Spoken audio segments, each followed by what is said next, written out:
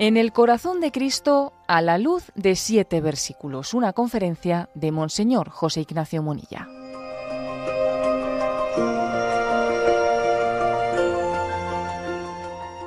Creo que eligiendo este tema, en el corazón de Cristo, habéis hecho algo importante, que es ir a lo nuclear. Vamos al corazón del tema, como se suele decir, ¿no? Se suele utilizar la expresión en el corazón diciendo vamos a lo esencial, vamos a lo sustancial, ¿no? Así es la devoción del corazón de Jesús, del corazón de Cristo, y sobre ella quiero hablaros.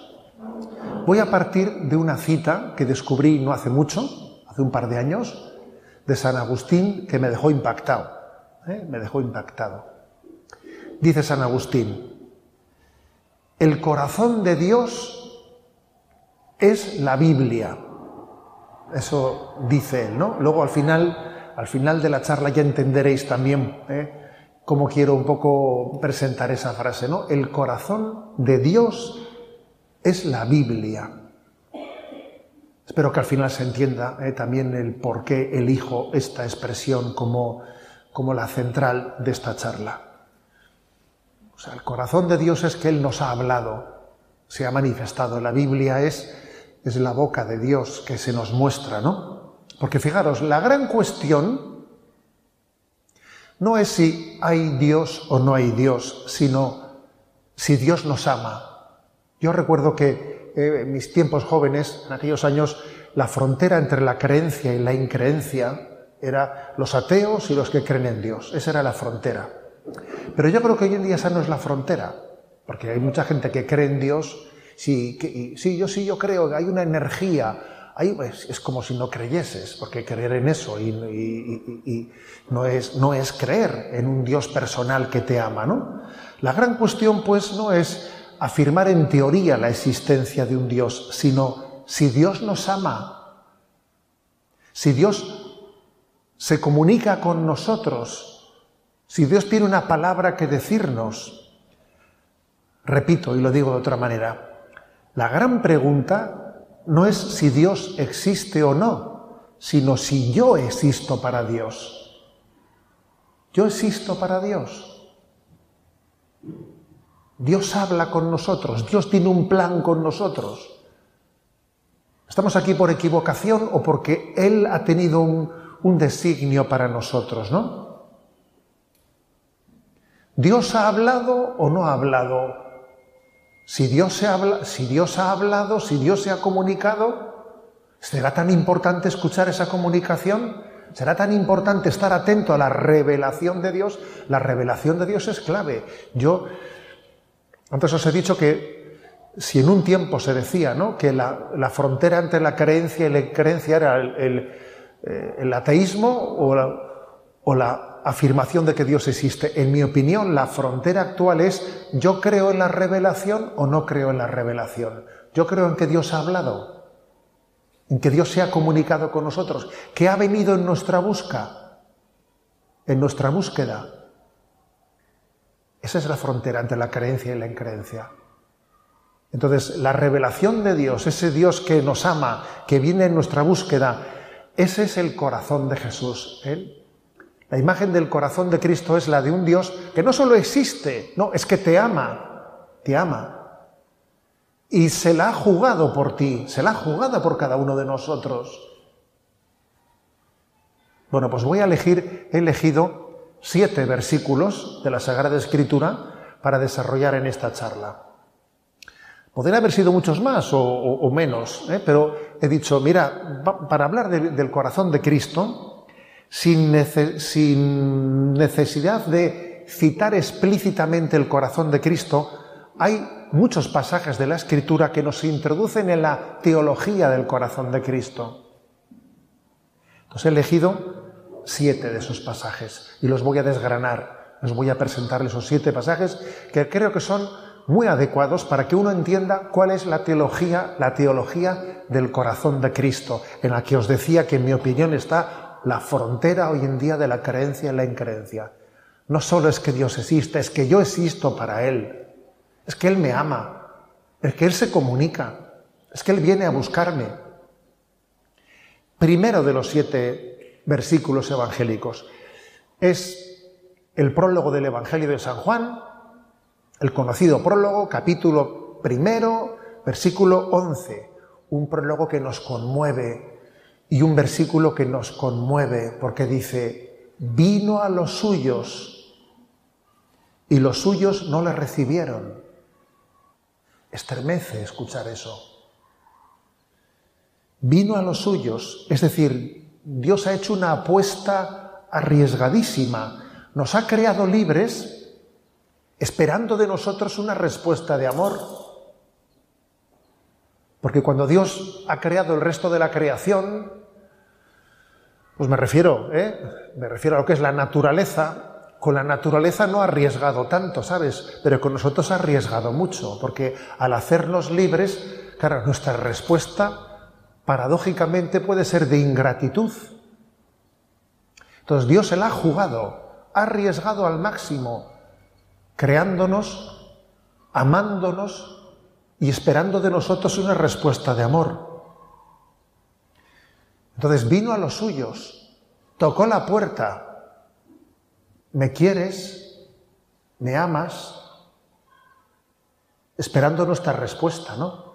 Mira que estoy a la puerta llamando. Si escuchas mi voz, si me abres, entraré y cenaremos juntos. Entonces, el primer versículo, vino a los suyos y los suyos no le recibieron, nos abre a un misterio. Y el misterio es que Dios nos ama incondicionalmente y nuestra respuesta al amor de Dios es insuficiente.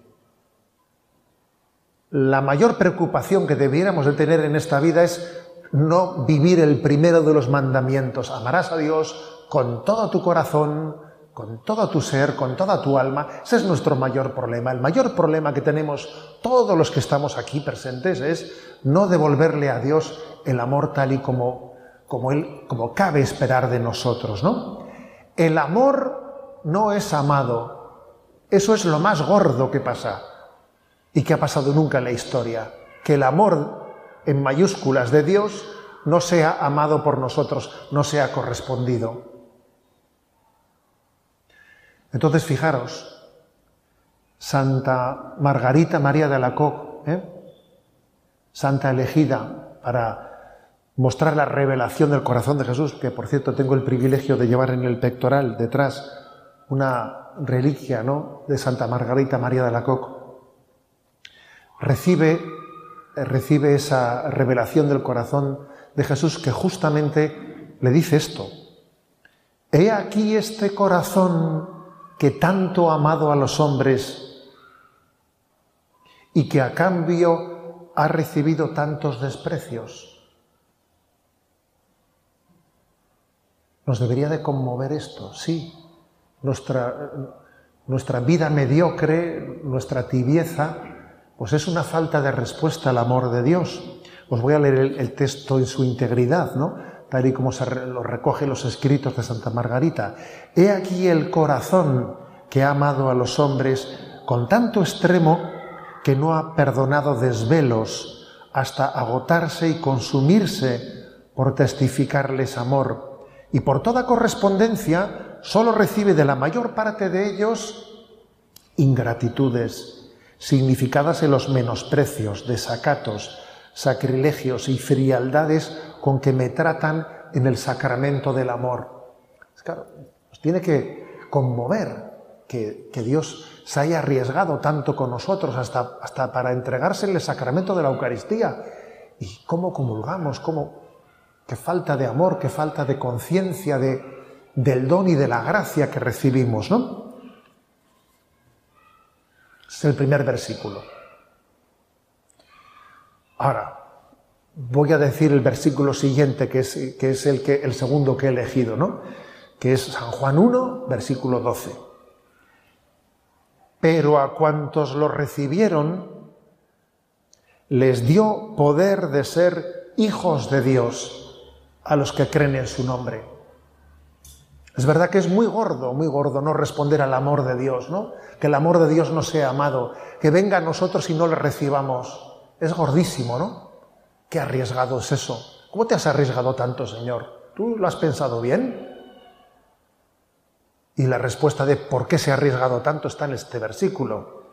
Pero a los que le recibieron, les dio poder de ser hijos de Dios, a los que creen en su nombre. Dios ha arriesgado tanto porque sabía que los bienes que se iban a derivar de ese riesgo que corría eran mayores que los males que se iban a derivar de ello. Porque es increíble, ¿no?, que podamos recibir, acogiendo a Jesucristo, acogiendo el amor de Cristo, esa condición de ser hijos de Dios, de ser hijos en el Hijo, de participar con Jesucristo de la filiación divina. Leo este texto de Santa Margarita. El adorable corazón de Jesús quiere asentar en todos los corazones el reino de su puro amor, develando y echando a pique el de Satanás, y pienso que lo desea tanto que promete grandes ganancias a los que de buena voluntad tomen parte en esta empresa, según los medios y luces que les comuniquen. Es increíble, ¿no?, que Dios nos dé esa gracia de reinar en nosotros, de reinar en nuestro corazón, que nuestro corazón sea suyo. Nuestro corazón tiene dueño, somos de Jesús, y en Jesús somos hijos del Padre.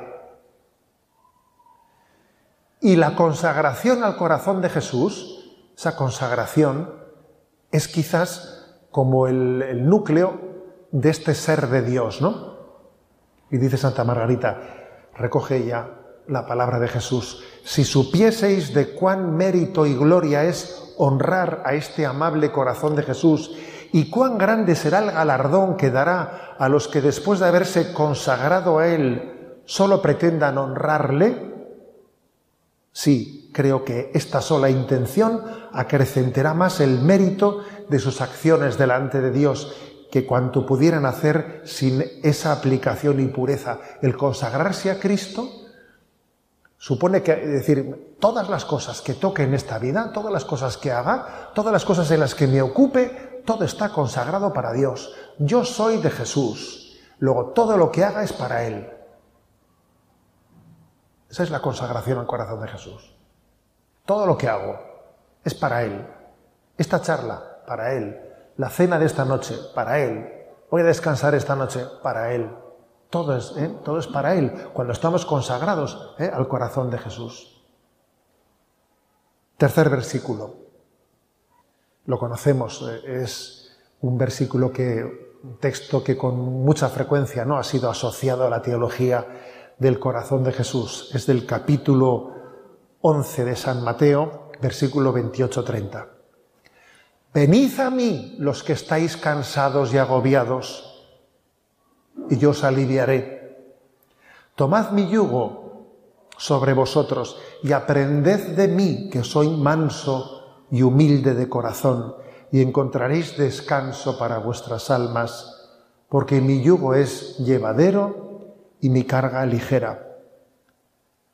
Hay una realidad, que es que estamos cansados y agobiados. Tenemos esa experiencia, arrastramos cansancio en la vida. Y la pregunta sería, ¿dónde está el origen de ese cansancio? ¿Que trabajamos demasiado? ¿Que estamos demasiado ocupados? Pues quizás no sea ese fundamentalmente, ¿no? Lo que nos cansa no es tanto la ocupación. De hecho, los santos, la verdad es que escucharon bien esta frase de Jesús: venid a mí los que estáis cansados y agobiados, yo os aliviaré. No interpretaron este texto en el sentido de, buscar, ¿no?, pues un descanso o unas vacaciones continuadas, no. San Juan Pablo II decía: ya descansaré en la eternidad. Algo parecido también decía la Madre Teresa de Calcuta. Y San Agustín dice que la paradoja es que el cristiano descansa obrando y obrando descansa. Bueno, es decir, que la interpretación cristiana de ese texto de venid a mí los que estáis cansados y agobiados no es que hay que trabajar un poco menos, no, que lo que nos cansa no es la mucha ocupación, sino el descentramiento del corazón. Cuando el corazón no está bien centrado, te cansas enseguida. Si uno tiene el corazón bien centrado en lo que está, en lo que Dios le ha encomendado, tiene una capacidad de abordar retos que parece que es inagotable, ¿no? Lo que te cansa no es el mucho trabajo, sino el descentramiento de tu corazón. Por ejemplo, lo que te cansa es a veces vivir los retos de tu vida con amor propio. Si uno tiene amor propio en las cosas que hace, se cansa inmediatamente, se decepciona, se lleva muchos berrinches, ¿no? El amor propio es agotador. Es agotador, ¿no? Pero cuando uno hace las cosas buscando la gloria de Dios y no busca su gloria propia, ¿no? Cuando uno... Es que le echen trabajo, ¿sabes? Que le echen trabajo, porque dice San Juan de la Cruz, una frase suya de esas de esculpir en algún sitio, ¿no? Dice él, el alma que anda en amor ni cansa ni se cansa. Mira, es que no se cansa, ni tampoco cansa a los demás, por cierto. A veces nos cansamos. El alma que anda en amor ni cansa ni se cansa, porque anda en amor. Si el motor de su vida fuese otro, se agobiaría. Entonces, cuando Jesús dice, venid a mí los que estáis cansados y agobiados, no nos está diciendo tanto dejad de trabajar, no, sino venid a que yo os enseñe a trabajar, venid a que yo te enseñe a hacerlo todo buscando la gloria de Dios, a no buscarte a ti mismo en las cosas que haces, porque eso te está agotando, Ese miedo que tienes al fracaso, ese miedo que tienes a que las cosas no te queden bien, eso te está cansando. Es agotador. Es agotador, pues que un sacerdote ejerza su ministerio, a ver si lo hago bien, a ver si me aplauden, a ver si me queda bien. A ver, eso es agotador. O lo mismo alguien en su empresa, a ver si me valoran o no me valoran. Todas las cosas buscando la gloria de Dios, ¿no? Y tendrás una energía propia de quien sabe que no te estás buscando a ti mismo, ¿no? Hay una sabiduría, pues, esa sabiduría de estar centrado en Cristo, que nos permite relativizar muchas cosas que a otros les pueden agobiar, relativizarlas. Se trata de relativizar desde el tesoro que hemos descubierto. Uno ha descubierto el tesoro, ¿no? El tesoro escondido. Ese tesoro escondido es el corazón de Cristo. Ahora que has descubierto el tesoro, relativiza lo demás. Muchas cosas. Por ejemplo, ¿no? Os leo estas bienaventuranzas de Santo Tomás Moro, que son una maravilla, que son una aplicación práctica de esa sabiduría de quien ha encontrado el tesoro y es capaz de relativizar muchas cosas, ¿no? Dice él, felices los que saben reírse de sí mismos, porque nunca terminarán de divertirse. Felices los que saben distinguir una montaña de una piedrecita, porque evitarán muchos inconvenientes. Felices los que saben descansar sin buscar excusas, porque llegarán a ser sabios. Bueno, pero esto es posible. Sí, es posible si tu corazón está centrado. Si está centrado. Y entonces aprendes a descansar en Dios. Venid a mí los que estáis cansados y agobiados, porque estás cansado y agobiado por no poner en el centro el corazón de Cristo y porque haces las cosas con amor propio. Aquí me parece que en el bolsillo tengo el solideo y recuerdo, ¿no?, al que fue arzobispo de Valladolid, don José Delicado Baeza, ¿no?, que siendo yo obispo de Palencia nos decía, mira, yo cuando por la noche voy a la cama, me quito el solideo lo dejo en la mesilla y le digo, don José, hasta mañana, que Pepe se va a dormir. Decía, a ver, y con eso lo que estaba diciendo es, a ver, felices los que saben descansar y dormir sin buscar excusas, porque ellos serán sabios. A ver, no luches con amor propio, busca la gloria de Dios y aprende a descansar en el corazón de Cristo. ¿Por qué te agobias? Porque no estás centrado en ese tesoro. Cuarto texto. El cuarto texto está tomado de ese encuentro de Jesús con Nicodemo, que está en el capítulo 4 de San Juan. Perdón, en el capítulo 3 de San Juan. Jesús le contestó, en verdad te digo, el que no nazca de nuevo no puede ver el reino de Dios. Nicodemo le pregunta, ¿cómo puede nacer un hombre siendo viejo? ¿Acaso puede por segunda vez entrar en el vientre de su madre y nacer? Jesús le contestó, en verdad te digo, el que no nazca de agua y de espíritu no puede entrar en el reino de Dios. Lo que nace de la carne es carne, lo que nace del espíritu es espíritu. Quedémonos con este versículo que creo que es clave, ¿no?, para entender la teología del corazón de Jesús. El que no nazca de nuevo no puede ver el reino de Dios, nacer de nuevo. Fijaros, la teología del corazón de Cristo nos lleva a descubrir que el término corazón y el término entrañas, útero materno, no digo desde el punto de vista etimológico, pero sí desde el punto de vista semántico, son dos términos sinónimos.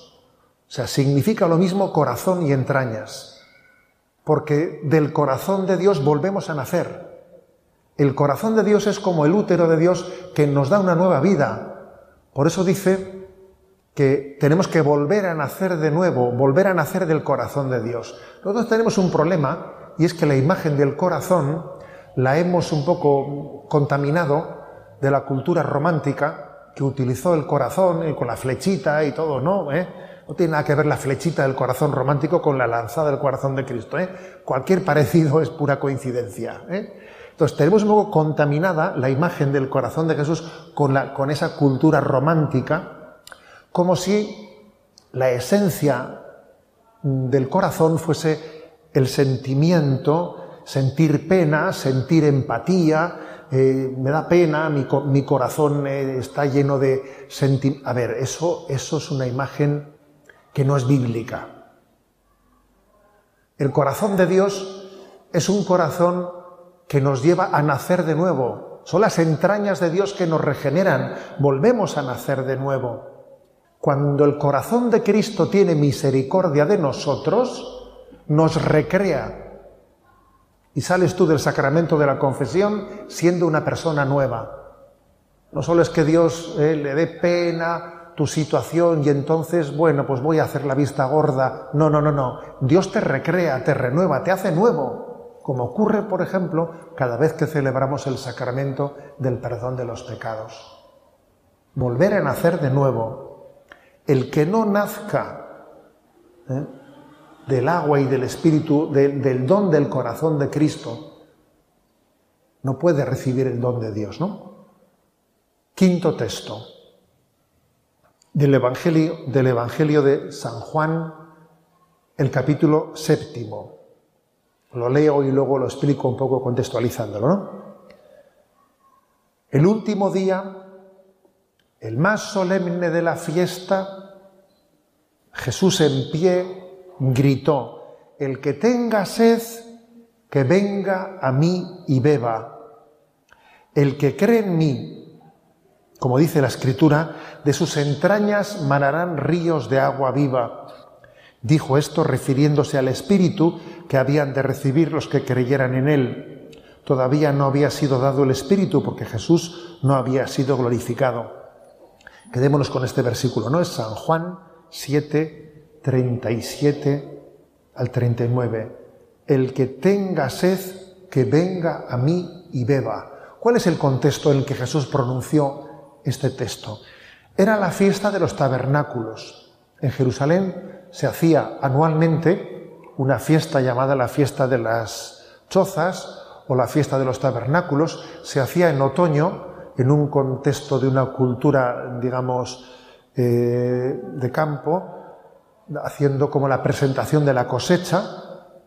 Era después de la recolección, se hacía esta fiesta, y en el contexto de esa fiesta se recordaba un pasaje, y el pasaje es del capítulo 15 del Éxodo, donde, si recordáis, cuando Israel fue por el desierto, pasaron 3 días sin beber. Qué sed rabiosa, ¿no? Aquella, ¿no? Porque el hambre es yo creo que es otra experiencia distinta, pero la sed, el pasar días sin beber, uno tiene una sed rabiosa, ¿no? Entonces, en esa experiencia de una sed rabiosa, fueron a un sitio llamado Mara, en el que por fin encontraron pues un pozo, un pozo grande de agua, por fin, y resulta que el agua no se podía beber. Era amarga, no se podía beber esa agua. Y estaban pues desesperados, ¿no? Y entonces Moisés recibe de Dios la llamada de decir: corta ese árbol y échalo a ese pozo. Y ese árbol, ¿no?, al echarlo en ese pozo, hizo que el agua se volviese dulce y que se pudiese beber, y todos bebieron de ese agua. Fijaros que es un texto del Antiguo Testamento que está evocando algo, ¿no? 3 días llevaban sin beber. Oye, 3 días. Eso nos dice algo, ¿no? Al tercer día resucitó. El agua no se podía beber. Y Dios le dijo a Moisés: corta ese árbol. Eso nos dice algo, ¿no? El árbol de la cruz, que hizo que ese agua, que era amarga, pasase a ser agua de vida. Los judíos se habían quedado con la copla, aunque ellos no eran conscientes de que Jesús iba a ser el que cumpliese ese texto. Celebraban aquello los judíos en Jerusalén, y llegó el que cumplía el que significaba aquel acontecimiento del Antiguo Testamento que los judíos celebraban año tras año, sin entender exactamente a qué se refería aquel acontecimiento de salvación. Todas las noches, durante esos días de esa fiesta de los tabernáculos, se solía hacer una procesión. Y la procesión culminaba cuando se vertía agua de manera solemne sobre el altar de los holocaustos en el templo de Jerusalén. Y en ese contexto Jesús se pone en pie y dice: el que tenga sed, que venga a mí y beba. Es impresionante ese momento en el que Jesús está mostrando ante el mundo como el agua de Dios que da vida al mundo. Y obviamente nos acordamos de la samaritana, ¿no? Si conocieras el don de Dios y quién es el que te pide: dame de beber, le pedirías tú y Él te daría agua viva, agua viva. Yo creo que es el núcleo, estamos tocando el núcleo de la teología del corazón de Jesús. Antes vuestro párroco Ignacio, ¿no?, os hablaba de ese libro del padre Luis María Mendizábal, que os ofrece un poco para vuestra formación. Yo del padre Luis María Mendizábal escuché y aprendí esto que os voy a compartir, ¿no? Decía él: fijaros cuál es la relación entre el corazón de Cristo y el Espíritu Santo. Bueno, es muy interesante percatarse de esto. En primer lugar, fue el Espíritu Santo el que formó en las entrañas de la Virgen María el corazón de Jesús. Por cierto, el corazón de Jesús, ¿cuándo comenzó a latir en las entrañas de María? Eso es interesante. Hoy en día, que claro, pues digamos el avance tan grande de la ciencia no nos permite, existe la fetología, existe la capacidad, la embriología, la capacidad de conocer el misterio de la vida. Sabemos que el corazón late allá por el día 28 del embarazo. Cuando ni siquiera se ha cumplido un mes todavía del embarazo, comienza a latir el corazón. El corazón de Jesús comenzó a latir allá por el día 28 de ese embarazo de María. el Espíritu Santo formó en las entrañas de María el corazón de Jesús. En segundo lugar, ese corazón de Jesús, cuando Jesús en la culminación de la entrega de su vida en la cruz da su vida por el mundo y es traspasado por la lanza del costado, se convierte en un manantial del Espíritu Santo. O sea, del corazón de Cristo brota el Espíritu Santo. Si el Espíritu Santo formó las entrañas de María, el corazón de Jesús, ese corazón de Jesús, una vez crucificado, es el manantial del que le puede decir: el que tenga sed, que venga a mí y beba. En esa película de Mel Gibson, que habéis visto muchos, hemos visto muchos, ¿no? Es impresionante ver que ese soldado, cuando traspasa con su lanza el corazón de Cristo y brota el agua, ese soldado es rociado por el agua de Jesús y se pone de rodillas, ¿no? Y es imagen de los que recibimos el Espíritu que brota del corazón de Cristo. Pero falta un tercer elemento, y ese Espíritu Santo, que ha sido enviado desde el corazón de Cristo, ahora transforma nuestros corazones, los de aquel soldado, los de todos nosotros, los transforma nuestros corazones de piedra, los transforma a imagen del corazón de Jesucristo, para que podamos tener los mismos sentimientos del corazón de Cristo, amar con el corazón de Cristo, estar todos unidos en un solo corazón y una sola alma, cor unum et anima una. Podemos ser todos un solo corazón, podemos estar unidos, siendo así que entre nosotros lo que brota es la división, las envidias, los celos. Sí, podemos estar unidos en el corazón de Cristo, cor unum et anima una. Entonces este es un momento álgido, ¿no? Ese Jesús que se puso en pie allí y dijo: el que tenga sed, que venga a mí y beba, es el Cristo crucificado, cuyo corazón había sido formado en las entrañas de María por el Espíritu Santo, que ahora se convierte en fuente de Espíritu, para que ese Espíritu que Él derrama transforme nuestros corazones de piedra a imagen del corazón de Jesús. Sexto texto, el sexto. También es de San Juan, capítulo 3, versículo 23 y siguientes, ¿no? Que es ese famoso episodio en el que Juan reclina su cabeza en el costado de Jesús. Uno de ellos, el que Jesús amaba, estaba reclinado a la mesa en el seno de Jesús. Simón Pedro le hizo señas para que averiguase por quién lo decía. Entonces él, apoyándose en el pecho de Jesús, le preguntó: Señor, ¿quién es? Le contestó Jesús: aquel a quien yo le dé este trozo de pan untado. Y untando el pan se lo dio a Judas, hijo de Simón el Iscariote. Detrás del pan entró en él Satanás. Entonces Jesús le dijo: lo que has de hacer, hazlo pronto. ¿Cómo interpretar este texto? Recurro una vez más al padre Mendizábal, ¿no?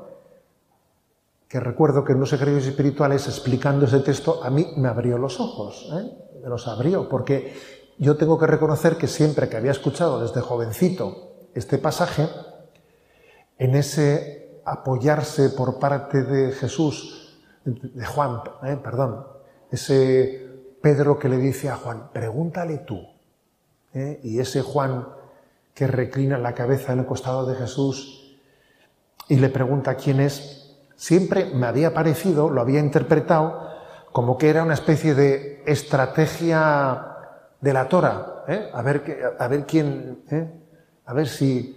Y Jesús le dijo: te lo voy a decir, aquel al que le unte, como si Jesús estuviese chivando, ¿sabes, no? ¿Quién es? Y recuerdo que en aquella meditación me abrieron los ojos, ¿no?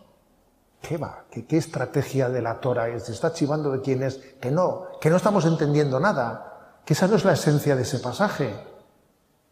Cuando Jesús dice, ¿no?, aquel a quien yo le dé este trozo de pan untado, ese me traiciona, Jesús lo que está diciendo es, aquel a quien yo amo y no puedo dejar de amar, porque yo no puedo dejar de amarle a Judas, no puedo dejarle de amar, ese mismo me traiciona.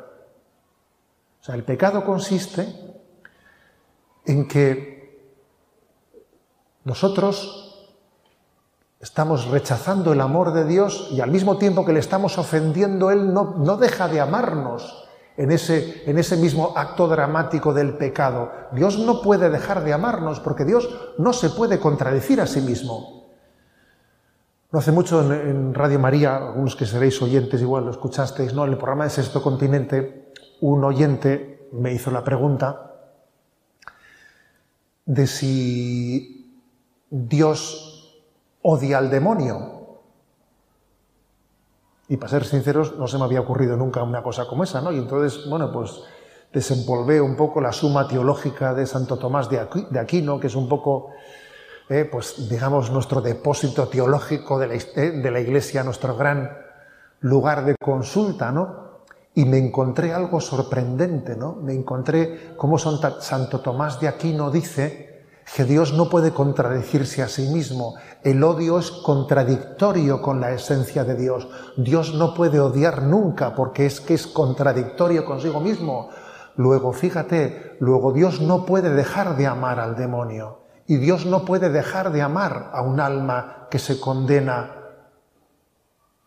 porque en el fondo está rechazando el amor de Dios, pero aunque lo rechace, Dios le sigue amando, le sigue amando.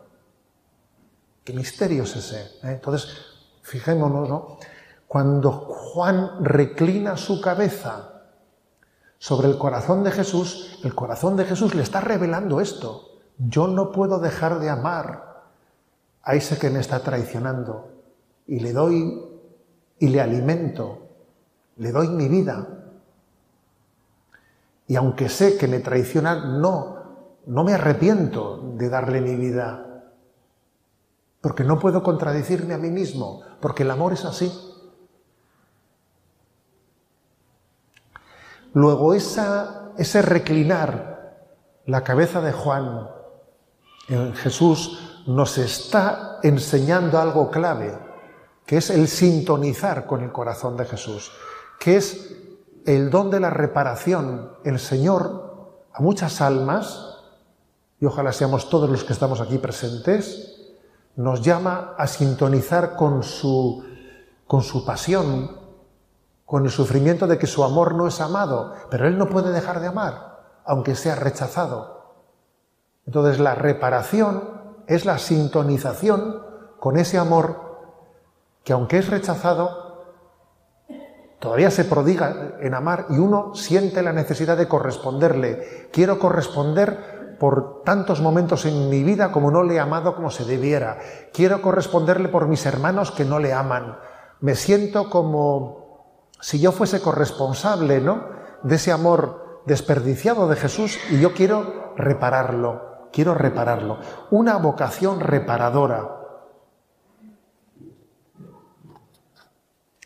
Hay un punto en el Catecismo de la Iglesia Católica que es muy potente, que os invito a que lo leáis despacio.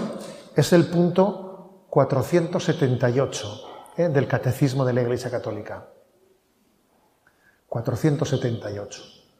La Sagrada Escritura y el Catecismo de la Iglesia Católica son dos libros que tenemos que tener no en una estantería allí bien colocados, no, sino a mano en nuestra vida y saber recurrir a ellos y saber buscar en ellos citas, saber zambullirnos y adentrarnos en ellos. Bueno, pues ese punto, 478, tiene el título de El corazón del Verbo encarnado.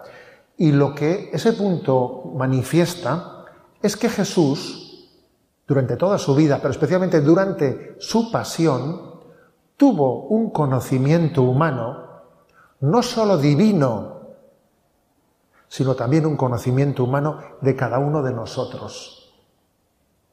Te conoció personalmente. A ver, Jesús cuando estuvo hace 2000 años en Getsemaní, ¿le conocía a José Ignacio? ¿A mí? Sí, me conocía y estaba pensando en mí. Cuando Jesús estaba en Getsemaní, en esa lucha interior, ¿te conocía a ti? En ese momento, en su mente, en su corazón, ¿estabas tú presente? Sí, es lo que dice este punto del catecismo. Ahora lo vamos a leer, ¿eh? Sí, te conocía. Dios quiso darle el don de un conocimiento personal de cada uno de nosotros para que así la redención fuese más perfecta. Porque para que la entrega de Jesús sea perfecta, obviamente convenía que supiese por quién se estaba entregando. Os voy a leer el punto, ¿eh? Jesús, durante su vida, su agonía y su pasión, nos ha conocido y amado a todos y a cada uno de nosotros, y se ha entregado por cada uno de nosotros. Y así se interpreta la cita de Gálatas 2:20. El Hijo de Dios me amó y se entregó a sí mismo por mí. Nos ha amado con un corazón humano. O sea, no solo nos ha conocido como Dios, sino con un corazón humano. Por esta razón, el Sagrado Corazón de Jesús, traspasado por nuestros pecados, por nuestros pecados y para nuestra salvación, es considerado como el principal indicador y símbolo de aquel amor con el que el Divino Redentor ama al Padre Eterno y a todos los hombres. Por eso esa cabeza de Juan reclinada en el costado de Jesús, que escuchó la confidencia de Jesús, no de chivarse de quién era Judas, por Dios, ¿no?, sino de decir, ese que me está traicionando, yo no puedo dejar de quererle. ¿Ves cómo me traicionan? Pues yo le sigo queriendo y no me arrepiento de haber entregado su vida por él. Nos está llamando, ¿no? Nos está llamando a la reparación, a tomar conciencia de que el Señor quiere quien comparta ese momento con Él. Por eso en Getsemaní pidió, orad conmigo, velad conmigo, compartid conmigo este momento, ¿no?, en el que Él tenía en su corazón todas las almas de todos los tiempos. Y pidió quien compartiese con Él ese momento. Es la llamada del corazón de Cristo a la reparación, a vivir esa pasión por las almas. Repito, pasión por las almas.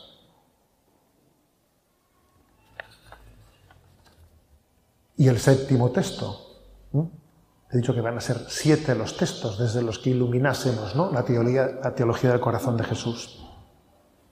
Los voy a repasar. El primero, Juan 1:11, vino a los suyos y los suyos no le recibieron.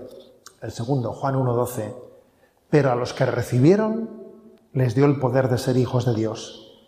Tercero, Mateo 11:28, venid a mí los que estáis cansados y agobiados, y yo os aliviaré. Cuarto, Juan 3:6, el que no nazca de nuevo no puede ver el reino de Dios, nacer de nuevo. Quinto, Juan 7:37, el que tenga sed, que venga a mí y beba. Sexto, Juan 13:24, apoyándose en el pecho de Jesús, le preguntó, ¿quién es? Y séptimo, pues obviamente seguro que todos habéis imaginado cuál es el séptimo texto, ¿no? El de Juan 19:31, el del corazón traspasado por la lanza. Los judíos entonces, como era el día de la preparación, para que no se quedaran los cuerpos en la cruz el sábado, porque aquel sábado era un día grande, pidieron a Pilato que les quebraran las piernas y que los quitaran. Fueron los soldados, le quebraron las piernas al primero y luego al otro que habían crucificado con él. Pero al llegar a Jesús, viendo que ya había muerto, no le quebraron las piernas, sino que uno de los soldados con la lanza le traspasó el costado. Y al punto salió sangre y agua. El que lo vio da testimonio, y su testimonio es verdadero, y él sabe que dice verdad, para que también vosotros creáis. Esto ocurrió para que se cumpliera la Escritura. no le quebrarán un hueso. Y en otro lugar la Escritura dice, mirarán al que traspasaron. Un soldado con la lanza le traspasó el costado y al punto salió sangre y agua.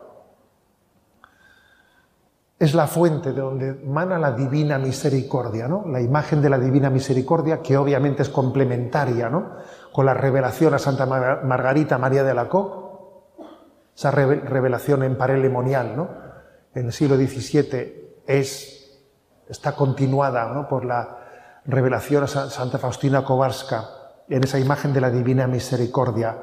Esos rayos azules y rojos son la imagen de la sangre y el agua que brotan, que son la imagen de la divina misericordia y que tienen como única respuesta proporcional y adecuada el abandono, el en ti confío. Si Dios nos ama así, la única manera de responder a su amor es confiando plenamente, abandonándonos plenamente en el amor misericordioso de Dios, abandonarnos plenamente a su misericordia, incluso aunque tú experimentes tu debilidad máxima. Si usted supiese, ¿qué debilidad tengo? Cuando uno experimenta su debilidad, está siendo llamado por Dios a entregarse a su misericordia. Entrégate a la misericordia de Dios y di, en ti confío, en vos confío, in te confido. Nuestra experiencia de debilidad es el escenario que Dios ha permitido para que hagamos un acto de abandono y de confianza. Dice el Papa Francisco, la misericordia es el carnet de identidad de Dios. No sé si alguna vez, ¿cuál será el carnet de identidad de Dios, no? Dice el Papa Francisco, la misericordia, ese es el carnet de identidad. Y dice San Bernardo, en Cristo se encuentra la miseria humana y la misericordia divina. Es el encuentro entre el mísero y la misericordia. Bueno, pues ya está. En él se ha encontrado, ¿no? El mayor pecado de Judas no fue haber traicionado a Jesús, sino haber dudado de su misericordia. Ese fue su mayor pecado, el haber dudado de su misericordia. Cuenta, creo que es Peggy, uno de estos autores franceses, ¿no? Cuenta que él siendo pequeño en un pueblo, no sé si era francés o belga, no estoy seguro, representaba el pueblo la pasión de Jesús. Y estaba allí todo el pueblo en el teatro viendo la representación. Y entonces hay un momento en el que se escenifica la traición de Judas, como Judas se desespera después de haber vendido a Jesucristo, ¿no? Y Judas se desespera y delante, en la obra teatral, allí va declamando, ¿y qué haré? ¿Y a dónde iré? Y está pues escenificándose su desesperación. Y dice que había un niño que estaba allí con su madre, viendo aquella escena, y el niño en su lógica de inocencia, con esa voz aguda de pito que tiene, que se escucha en todo el teatro, ¿no? Dice que le preguntó a su madre, mamá, ¿y por qué no va donde la Virgen? Dice que le dijo, no, en el teatro el niño dijo, ¿por qué no va donde la Virgen? Ciertamente, el mayor pecado de Judas no es haber traicionado a Jesús, sino haber dudado de su misericordia. Entonces, esta es la divina misericordia, es una misericordia que recrea al hombre. Recrea. Hay una cuestión muy curiosa, y es que ese texto que hemos elegido como texto séptimo y el culminante, ¿no?, ese corazón de Cristo traspasado, esta escena solo se narra en el Evangelio de San Juan. Si vais a los sinópticos, a Marcos, Lucas, Mateo, allí no encontraréis esa escena. Allí en el momento de la muerte de Jesús se narra que en el momento en que Jesús murió se produjo un terremoto, que el velo del templo se rasgó. El velo del templo, en el templo había un lugar que era el Sancta Sanctorum, el lugar en el que nadie podía entrar, el lugar en el que la gloria de Dios estaba allí, digamos, oculta. Si un hombre entraba detrás de ese velo moriría, ¿no? Era lo que el hombre no podía ver, lo inalcanzable para Dios. Pues dice, ¿no?, el Evangelio, que en el momento en que Cristo muere se rasga ese velo del templo. Eso era para Israel increíble, que ese lugar de la gloria de Dios fuese rasgado, ¿no? Entonces el Evangelio de Juan, que no da puntada sin hilo, porque Juan, de alguna manera, él escribe el último de los evangelistas y obviamente está dando una lectura complementaria a los sinópticos, no narra ese texto, pero pone un texto paralelo. Lo que fue el rasgarse del velo del templo, que la revelación de Dios oculta se había rasgado, eso mismo en San Juan es el corazón de Cristo traspasado. Lo oculto de Dios ha sido revelado. Ya no hay secretos entre Dios y el hombre. Todo lo que el Padre me ha comunicado yo te lo he dicho a ti. Es la revelación. No tengo ningún secreto entre tú y yo. Entre Dios y el hombre no hay secretos. Todo ha sido revelado en Jesucristo. Es la cumbre de la revelación. Es el corazón de Jesús abierto. Por eso termino como he comenzado, con la cita de San Agustín. El corazón de Jesús, el corazón de Dios es la Biblia. Es la revelación. El corazón que se ha abierto, se ha comunicado y no os lo he dado todo. No tengo nada más que decirte. En Jesús te he comunicado todo el misterio escondido. Os deseo de todo corazón que viváis, ¿no?, con intensidad esta preparación para la coronación de Nuestra Señora de las Angustias, que viváis intensamente, ¿no?, la devoción al corazón de Cristo, porque ella os va a introducir, vais a comprender lo que es el corazón inmaculado de María, el cual es la imagen de lo que Jesús quiere hacer en nuestros corazones. Mira, María, a su corazón inmaculado y descubrirás lo que Jesús quiere hacer con cada uno de nuestros corazones.